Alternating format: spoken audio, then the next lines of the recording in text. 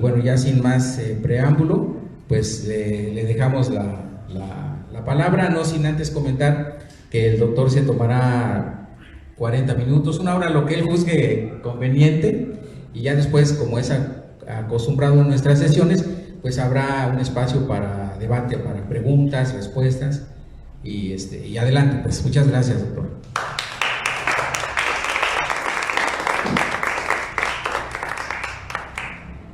Hola, pues buenas tardes. Primero que nada, muchas gracias a los organizadores por habernos considerado para aportar en este seminario. Y bueno, pues no sin antes empezamos también expresando nuestra solidaridad aquí con el proyecto de la Secundaria Popular, a quienes respaldamos, a quienes conocemos desde hace años, y pues nos solidarizamos en la lucha que tienen por mantener este espacio como un espacio justo donde se practique la educación popular, más allá de pues algunas cuestiones que son propias de la educación burocrática. Y pues saludamos, ¿no?, su proyecto educativo, y esperamos que sigan adelante en la lucha y dando pues contando esta historia, ¿no?, de esta secundaria popular Enrique Carrillo Puerto. Bueno, pues toda vez que hay nivel pues aquí en el público, ¿no?, que la mayoría de los asistentes, de las asistentes, conocen el tema, conocen los textos básicos, por lo menos de Lenin, y mucho de la historia pues que ya se conoce sobre la Revolución de Octubre. Seguramente incluso entre las y los asistentes hay gente que algunos aspectos de esta historia la conoce, la ha estudiado más a profundidad que yo, ¿no? Voy a proponer como algunos ángulos, ¿no?, que me parece que son muy oportunos a retomar en este momento sobre el pensamiento de Lenin, que ha sido puesto en foco otra vez. Voy a mencionar el hecho así como para atraer un poquito la atención, y después voy a volver a eso al final. Cuando en la intervención que hizo Vladimir Putin, cuando empieza la ofensiva de las tropas de la Federación Rusa en el este de Ucrania, él hace toda una interpretación histórica de por qué. Digo, el tipo sabe de política, está bien informado, pero en esa interpretación que hace, dice básicamente que la culpa de todo la tiene Lenin, ¿no? La interpretación de Putin es que Lenin, y la forma en que Lenin entendió la toma del poder en 1917, son las responsables de que el pueblo ruso se haya dividido después de la caída de la Unión Soviética, y que son en el fondo responsables, los bolcheviques, y la forma en que Lenin entendió las cosas, de la desastre que está pasando actualmente en Ucrania y en la frontera pues prácticamente de Rusia y Ucrania, ¿no? Putin lo hace argumentando que el pueblo ruso tiene una cierta unidad, lo cual, como toda argumentación retórica, tiene algo de verdad, y que esa unidad fue fragmentada, dice él, artificiosamente por los bolcheviques para fundar la Unión Soviética, con el tipo de modelo que, dice él, encajaba ideológicamente con el bolchevismo, ¿no? Y él entonces, sin renegar de una parte de la historia de la Unión Soviética, dice, pues en cierta forma, que la forma en que entendía el Estado la Rusia anterior a la Revolución de Octubre era la correcta, y que quienes tergiversaron, ¿no?, el concepto del Estado en Rusia y todo, pues fueron los bolcheviques y Lenin a la par. Bueno, ¿por qué digo que esto es muy relevante ahorita? Porque si nosotros revisamos ahí sí ya el pensamiento de Lenin y la historia de lo que pasó en la Revolución de Octubre, veremos que aunque Putin dice algunos datos que son ciertos, en esencia miente. O sea, en esencia no fue eso lo que pasó. Y aunque parte de la denuncia de lo que hace hacia la OTAN es cierta, lo cierto es que también en su juego hay un cierto posicionamiento anticomunista, ¿no?, y antileninista, a quien en todo caso Putin acusa o señala de que Lenin, dice, no era un estadista, sino solo un revolucionario. dice, ¿no? O sea, Lenin realmente no tenía visión de Estado. Él, pues, era un revolucionario, pero para estadistas en Rusia, casi dice, habemos mejores, ¿no? O sea, reivindica a Pedro el Grande, se reivindica a sí mismo seguramente, pero dice Lenin, realmente no lo fue, ¿no? Y entonces ahorita vamos a poner un poco a prueba lo que comenta Putin y ver qué experiencia y qué enseñanzas podemos sacar de lo que Lenin vino trabajando en los años previos a la Revolución de Octubre y cómo se fue perfilando esta toma del poder, que justo el ángulo que quiero proponer de explicación es que, a diferencia de cómo se entiende a veces, el tema de la toma del poder no es un capricho político, no es una mera conclusión moral, por ejemplo, que haga Lenin de decir quién debe tener el poder y quién no debe tener el poder, sino que es una conclusión con mucha exactitud política, con mucha exactitud analítica, ¿no? Es prácticamente la obra de Lenin, es de las más exactas en lo que se ha escrito en la ciencia política, ¿no? Y no solo por la precisión de lo que escribe, sino porque, como pocos autores, pues está escribiendo y comprobando. O sea, la obra de Lenin se puede ver no solo por lo escrito, sino por cómo se corresponde lo que está escribiendo con lo que se está haciendo y con lo que se está viviendo, y eso es lo que lo hace probablemente, pues, sobre todo, por ejemplo, el Estado y la Revolución, o algunos de los textos que se escriben al calor de la Revolución de Octubre, pues prácticamente son textos inmortales en ese sentido, ¿no? Bueno, sobre eso, entonces vamos a subrayar algunos de los aspectos que estaba viendo Lenin en ese momento. Uno, la discusión con la socialdemocracia y con lo que él llama previamente a la revolución el social chauvinismo, ¿no? Que es prácticamente una corriente política a la que desde la tradición leninista pues se le ha llamado o se le ha caracterizado como el reformismo, como el oportunismo, y que en algunos de los textos previos Lenin les llaman los social chauvinistas, y que implicaba el agotamiento histórico de la propuesta de visión de la política que había hecho la socialdemocracia desde su carta fundacional, que prácticamente es el libro de Edward Bernstein, que se llama pues las premisas de la socialdemocracia, ¿no? ¿Qué era lo que básicamente decía Bernstein? Decía, el socialismo es una corriente que no es exclusiva de Marx y Engels. El socialismo existe antes de Marx y Engels y existe a pesar de Marx y Engels, ¿no? Y Marx y Engels son pensadores que contribuyeron al pensamiento socialista, pero de ningún modo, decía Bernstein, se puede catalogar o usar el pensamiento de Marx y Engels como una medida de qué es y qué no es socialista, ¿sí? O sea, decía, pues, tuvieron bien sus contribuciones, pero hay otras, ¿no? Incluso Bernstein todavía se da el lujo de decir, pues ya leí el Capital, pero algunas cosas no es exactamente así, realmente Marx exagera en algunas cosas, y sobre todo Bernstein dice algo que luego va a ser retomado por otros autores, que es, bueno, Marx y Engels no se equivocaban tanto en su momento, cuando decían que tenía que haber una revolución violenta para tomar el poder.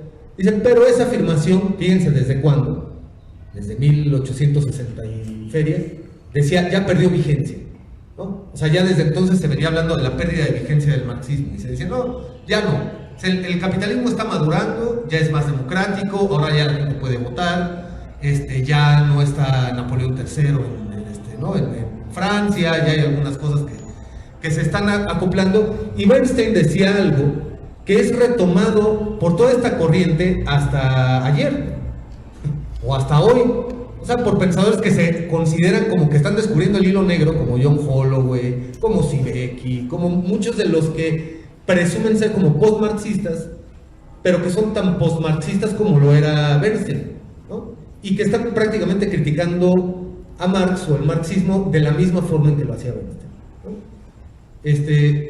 Y decían, ya no es necesaria la toma del poder porque en realidad ya descubrimos que el capitalismo puede mutar por otras razones y por otros métodos. O sea, ahora a través de los espacios democráticos la gente puede ir ganando reconocimiento, puede turnarse, digamos, la lucha fundamental hacia aspectos principalmente culturales, ¿sí? Y poco a poco se podrá llegar al socialismo a través de reformas, ¿sí?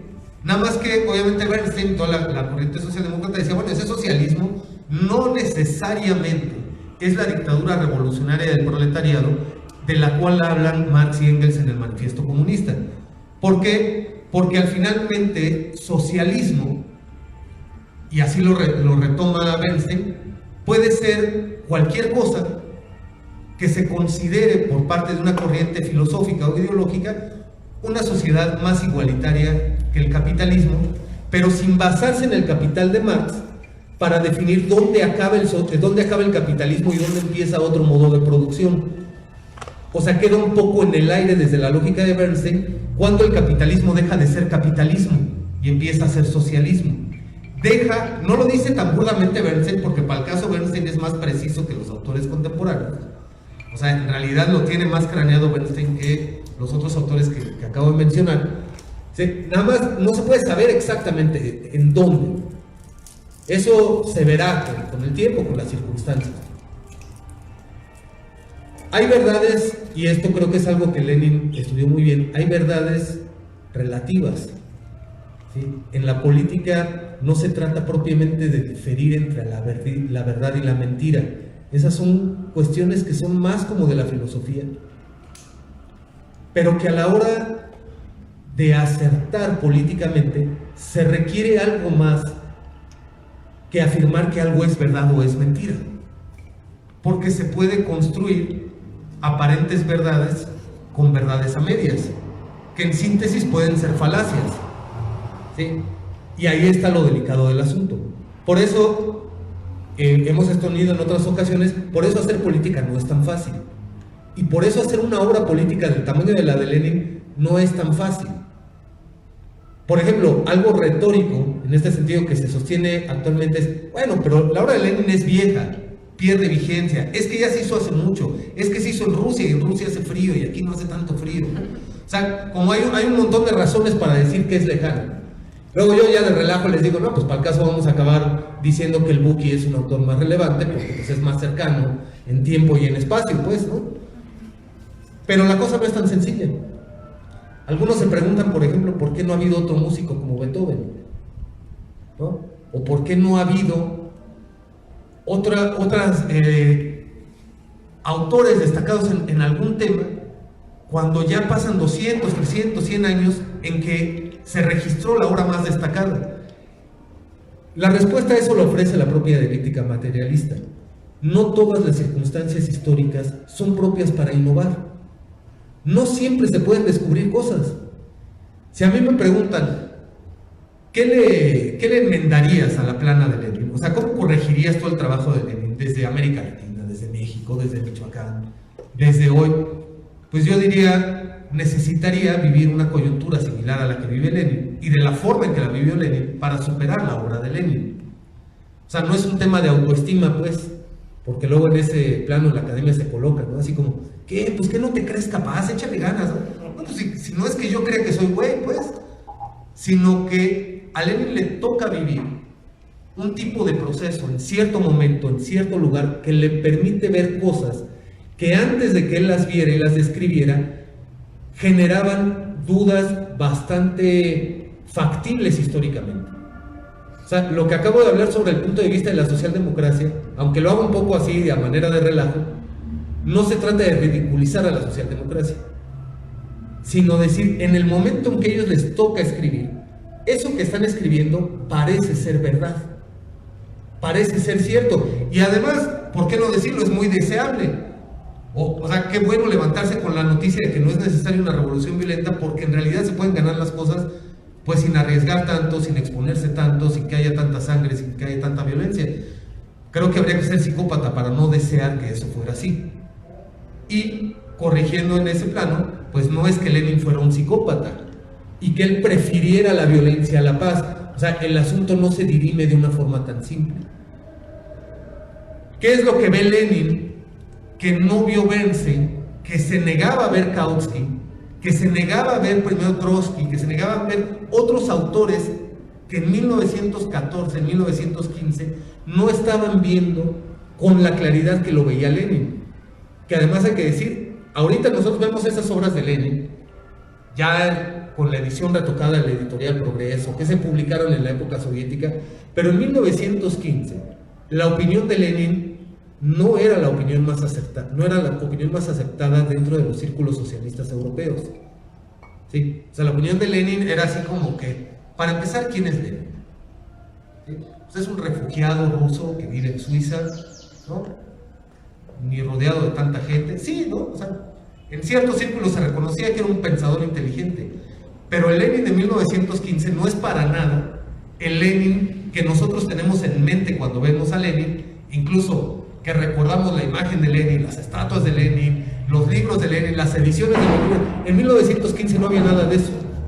Los escritos de Lenin pues eran prácticamente pues pedazos de papel ahí con apenas, ¿no? Agrupados, doblados, pues no eran las obras editadas por la editorial Progreso o subidas ahorita a internet, ¿no? No estaban respaldadas por un monumento, un mausoleo histórico al cuerpo de Lenin, no estaban respaldadas por una estatua gigantesca que hace que todo el mundo recuerde la cara, la efigie de Lenin.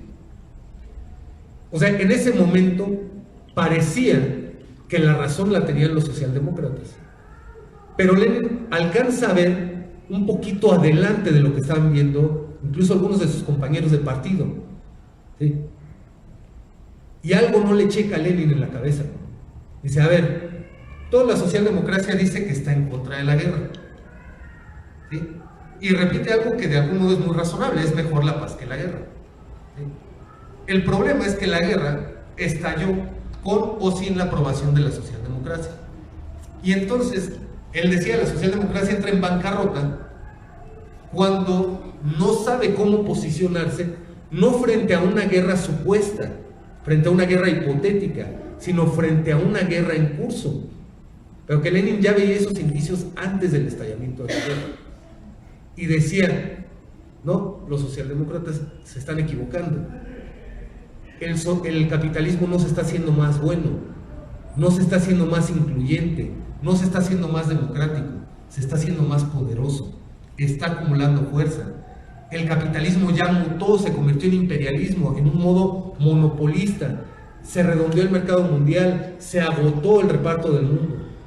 Y lo que viene es una guerra sin precedentes, en donde con una capacidad productiva que nunca antes la humanidad había conocido, se ha alcanzado una capacidad destructiva que nunca antes la humanidad había conocido. ¿Sí? El capitalismo antes de la Revolución de Octubre era una fuerza invicta, había derrotado a todos sus enemigos, a los pequeños, a los medianos y a los grandes. ¿Sí? Finalmente el imperialismo en su ciclo final logró derrotar a China. ¿Sí? Después de las guerras del opio finalmente cayó China, algo que antes hubiera parecido imposible. O sea, derrotaron al imperio chino. ¿Sí? La civilización occidental, con el imperialismo ya como método, como sistema, como tendencia económica, logra derrotar a una civilización que durante muchos años le superó. Logra completar la conquista del mundo, logra penetrar hasta el centro de África, logra tomar las últimas islas que quedaban en el Pacífico, que todavía no eran dominio de alguien. Logra, por ejemplo, en el sur de Estados Unidos, logra derrotar a los apaches, algo que nadie había logrado. Pero finalmente, ya en los albores del siglo XX, quien se le había puesto al imperialismo había sido derrotado, ya no quedaba nadie prácticamente. Y entonces la época que le toca construir pensamiento a Lenin es una época no promisoria, es una época, vamos a decir, muy depresiva. O sea, todos quienes se han enfrentado al imperialismo han sido avasallados, han sido borrados por las fuerzas del imperialismo. El imperialismo parece la fuerza invencible. Incluso, así como Fukuyama lo hizo más adelante, alguien podría decir en ese momento, ya no hay nada que le va a ganar a esto. Si alguien quiere algo en este mundo, negócielo con el imperialismo, porque no se va a poder negociar contra el imperialismo. Y esa era la posición en la que cayó la socialdemocracia europea. ¿Sí? O O sea, cuando se contradicen los partidos socialistas y dicen, pues vamos por la paz, vamos por el socialismo, pero antes hay que ganar la guerra. Ah, caray, ¿pero qué es ganar la guerra? Y entonces los socialistas alemanes decían, pues que Alemania gane la guerra y ya después hacemos la paz. Pero el problema es que los socialistas ingleses también decían, pues primero ganamos la guerra y después hacemos la paz con los alemanes. Y los norteamericanos por el estilo. Y entonces ahí es donde Lenin dice, espérense, aquí algo está fallando. Esta fórmula no va a funcionar. ¿Sí? Y demuestra algo sobre el pensamiento y la lógica de la socialdemocracia. La socialdemocracia parece tener razón mientras el orden legal no se rompe. El problema es que la socialdemocracia no previene qué hacer cuando el orden legal se rompe. Y en este caso, en la Primera Guerra Mundial, se rompe todo orden, todo tratado previo. O sea, es un caos que además es un tipo de guerra que, si bien tenía algo en común con las guerras previas, tenía elementos nuevos que tenían que ver justamente con la etapa del desarrollo del capitalismo que se estaba viviendo. Y eso nadie lo estaba logrando descifrar. Y ahí es donde aparece Lenin y dice, aquí, claro, sintetiza, tampoco es que todas las ideas sean, no, o sea, lleva a la perfección teórica prácticamente esta consigna que ya surgía en las trincheras, ni paz, ni guerra entre pueblos, ni paz entre clases. O sea, la guerra no va a acabar cuando un país derrote a otro, sino cuando la clase proletaria derrote a la clase imperialista, cuando derrote a la clase burguesa. Ese va a ser el fin de la guerra. ¿Por qué? Porque quienes nos tienen en la guerra son los imperialistas. Sí, tal vez los socialistas, los socialdemócratas no habían propuesto la guerra, pero tampoco atinaban a posicionarse, y ahí venía la bancarrota de la que hablaba Lenin. Entonces, fíjense, ahí el siguiente elemento que quiero destacar es que entonces la toma del poder para Lenin, ¿sí?, no significa una mera repetición de lo que había dicho Marx, no significa un mero deseo de es que nosotros queremos tomar el poder, sino expresa que la toma del poder por el proletariado o por las fuerzas revolucionarias, entiéndase, las que están dispuestas a enfrentar a la burguesía imperialista, aunque esté en ese momento, aunque esté en ese lugar, que el sentido común lo hubiera visto imposible, pues. Pero ¿cómo se te ocurre enfrentar a las potencias militaristas en un momento de auge militarista? Pero ¿cómo se te ocurre declarar la guerra a las fuerzas invictas militarmente del mundo? Y Lenin dice, eso exactamente es lo que tenemos que hacer. Sí, el sentido común parecía no ir por ahí, pues. Sí, el sentido común iba más fácil en la lógica de lo que Lenin llamaba los social chauvinistas. O sea, ¿cómo soy socialista pero sin romper con los paradigmas nacionalistas? ¿Cómo ser socialista pero sin meterme en broncas con la clase imperialista? Y por broncas de veras, pues, o sea, desafiarla, tratarle de quitarle el poder, decirle a quienes están a punto de ser enviados al frente, compañeros, volteen sus armas, están apuntando al lugar incorrecto, apunten hacia su propio gobierno y nos dejaremos de matar entre nosotros. ¿Sí? O sea, parecía una propuesta audaz en el momento, pues. Pero eso era lo que resolvía, ni más ni menos, pues. O sea, el tema es no tanto qué pasaba si el proletariado tomaba el poder. El problema al que se estaba enfrentando Lenin era qué pasa si no lo hacemos. Y el qué pasa si no lo hacemos es que cada día la guerra avanza, que cada día está más desquiciante y más desquiciada esa guerra, que cada día estamos más cerca de una aniquilación absurda, ¿no?, de pueblos contra pueblos, y la toma del poder por el proletariado es urgente, ¿sí? Es urgente porque si no, no hay mañana, no hay después, no hay vida, no hay por qué pelear porque vamos a estar muertos o porque vamos a estar, o sea, estaban en el auge, por ejemplo, de la guerra con ataques químicos y cosas por el estilo. ¿Quién sabe qué más hubiera pasado? ¿Sí? Y ahí es donde entonces este tema irrumpe, les digo, más allá de como una cuestión de queremos tomar el poder o de si es bueno o es malo, te convierte en ambicioso desear el poder o no, o si deseas hacerlo de forma violenta o prefieres hacerlo de forma pacífica, sino que en ese momento, tal cual se presentaban las circunstancias, no había otra opción Pero además Lenin logra ver algo que le faltaba, digamos, en la propuesta Marx y Engels. O sea, no es que estuviera mala, sino que había algo que solo se podía develar en el momento de los hechos, que es, pero ¿quién exactamente va a tomar el poder y cómo es que va a hacer el proletariado para ejercer el poder? Marx y Engels, cuando escribieron el manifiesto, decían, pues, de algún modo, ¿no? Así que de algún modo el proletariado tendrá que ejercer el poder. Cuando viene la Comuna de París, dicen, ahí hay indicios de cómo, ¿no? Ya la Comuna nos muestra algunas de las formas en cómo los obreros tomarían el poder si tienen la oportunidad de hacerlo.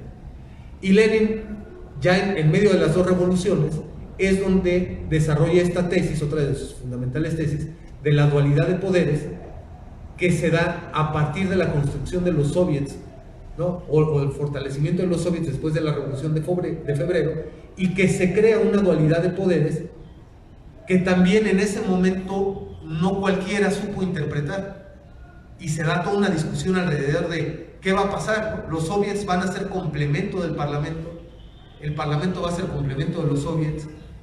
Dice Lenin, una de las dos formas se tendrá que imponer sobre la otra. O sea, hay una dualidad de poderes, pero esa dualidad no va a poder continuar por mucho tiempo.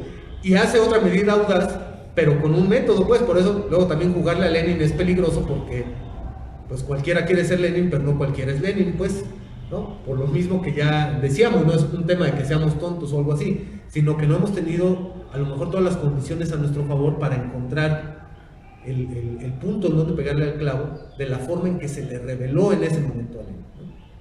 O sea, y el tema era, no, entre estas dos, esta es. Y Lenin va tomando o proponiendo prácticamente una decisión audaz tras otra. Apostemos por los soviets. Esta es la forma original. Es la forma, no que escogí yo, no que escogieron Marx y Engels, es la forma que escogieron los obreros y los campesinos para organizarse y para pelear. Les gustó, les vino más esta forma que la forma parlamento, ¿sí? Les vino más. Y tiene razón, digo, para quienes tenemos ahí como algo pues experiencia en la lucha social, o esto lo vemos desde ahí, o sea, en la lucha social, cuando menos en la trayectoria que nos ha tocado a algunos, pues sí, al movimiento le es más favorable la forma asamblearia, concejal, que la forma meramente de elección de personas, ¿no? Lo vemos, por ejemplo, en algunas comunidades, lo vemos en los ejidos, lo vemos en los sindicatos, lo vemos en las asambleas populares. Esa forma le embona mejor al proletariado, ¿sí? Le embona mejor a la tradición popular. Y ahí se crea el germen que logra identificar Lenin y proponer como el verdadero sustituto de la república burguesa, es decir, la república de los soviets, la república popular basada en consejos de obreros y campesinos, que además en ese momento se combina con tener la capacidad objetiva de tomar el poder. Y ahí es donde Lenin, otra vez audazmente, encuentra un periodo, se abre una pequeña ventana, y cuando él dice es el momento de asaltar, ¿no? Con que el soviet de Petrogrado visualice en este momento el asalto al Palacio de Invierno es suficiente, con esa nos vamos. Y se opone a los que aparentemente en un afán más democrático dicen, no, espérense, vamos a reunir a los soviets de toda Rusia.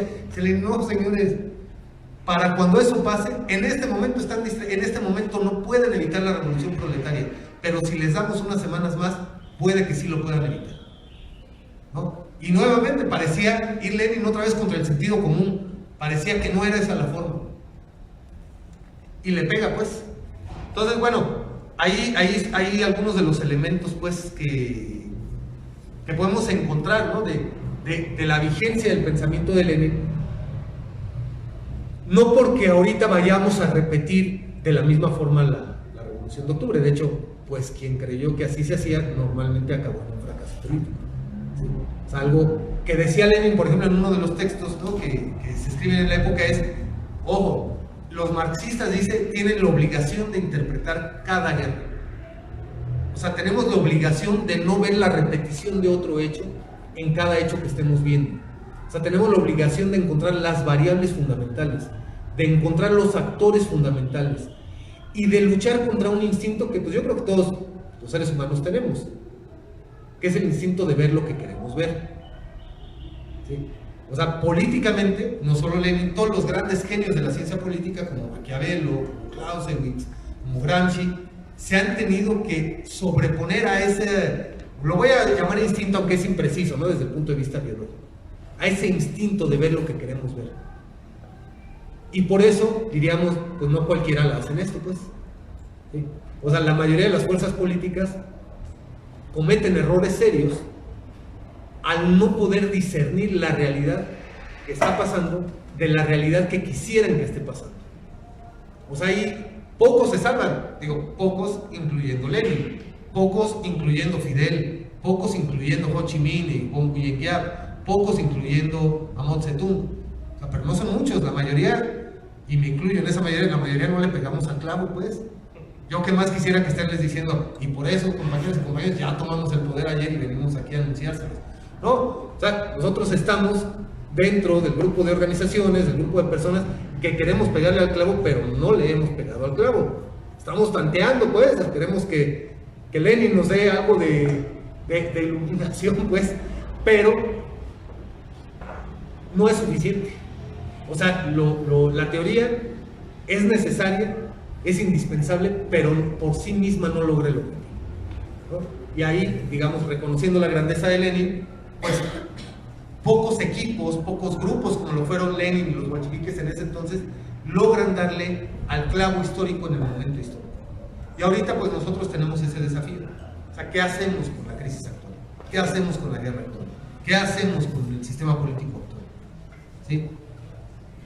Entendemos que mucho de esto nos ayuda, entendemos que es el método que ha sido más certero históricamente para pelear contra el imperialismo, por lo que decíamos hace rato. En realidad las demás fuerzas que antes de la aparición del leninismo trataron de enfrentar al imperialismo simplemente fueron derrotadas. Y el pensamiento leninista fue, como lo dijo después Mao y lo dijo también Bon Guillac, es el que permitió dar el salto estratégico a algunas fuerzas que llevaban combatiendo históricamente contra las fuerzas imperialistas.